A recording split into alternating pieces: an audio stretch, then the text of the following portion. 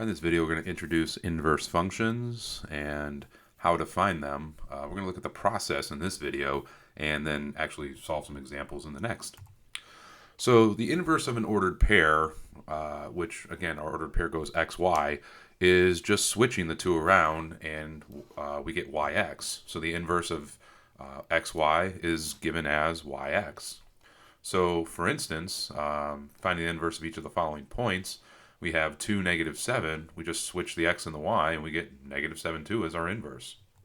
For part B, we have 0, 3. We just switch the x and y, and we get 3, 0.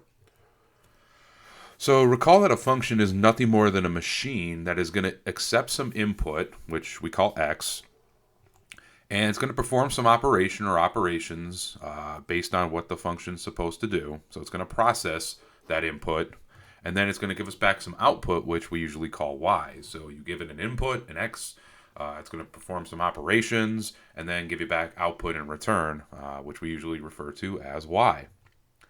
So what we're going to look at is creating an inverse function, which is somewhat of an undo function. So for instance, if you type something on your keypad on your phone, and let's say you type the wrong letter, the inverse function would be like the delete button. So it undoes what you just typed. Or like the coin return in a vending machine. So if you put, let's say, 55 cents in for a bag of chips, and you later decide you don't want it, the bag of chips, you press the coin return, that undoes you putting the money into the machine, and it gives you your money back. So an inverse function is sort of like an undo function. So again, it's going to allow us to take the output that we have, put it into our inverse function, and get our original input back. So suppose we put the value of 10 into the function f of x is x squared. So f's whole purpose in life is to square whatever you give it. So if we give it a 10, it's going to give us 100. So if we take that 100, and let's say we want to get our original value back, so we take that output of 100 and put it into our inverse function, we'll get our original 10 back. So to get our original 10 back from 100, there's a couple things we can do. One of which would be to just subtract 90, because 100 minus 90 is 10. But that rule is not going to work for everything, because if we give, let's say, a 5, we'll get 25.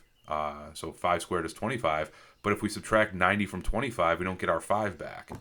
So the inverse function for squaring is square rooting. It's going to undo anything that the squaring did to our original value. So we give our original value, our squaring machine a 10. It's going to process it and give us 100.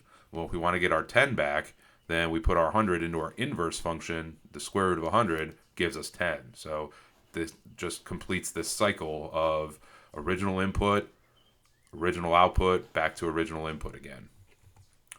So we use the notation f, and it looks like it's a -1 in the superscript. So it looks like it's f raised to the -1 power, but it doesn't mean it's f raised to the -1 power. That's just the notation that we use for inverse. So this is read f inverse of x. And again, this is used to denote the inverse function for f of x. So in our previous slide, we used g of x, but in general, we use this inverse function notation. Again, keep in mind, this does not mean raise the function to the -1 power. That's not what it's implying. So again, do not raise the function to the -1 power when you see the inverse notation. All right, so we're going to look at, in the next video, some actual examples, but for right now, how to find the inverse of a function. So how do you actually build this inverse machine or this inverse function? Well, first of all, whatever we have, f of x, g of x, doesn't really matter. Instead of f of x equals, we'll change it to y equals, and it's because it makes the work a little bit easier. So instead of, we'll go back to y equals instead of f of x equals. The second step is switching your x and your y. So we'll have y equals something with an x, or maybe a couple terms with x's on the other side.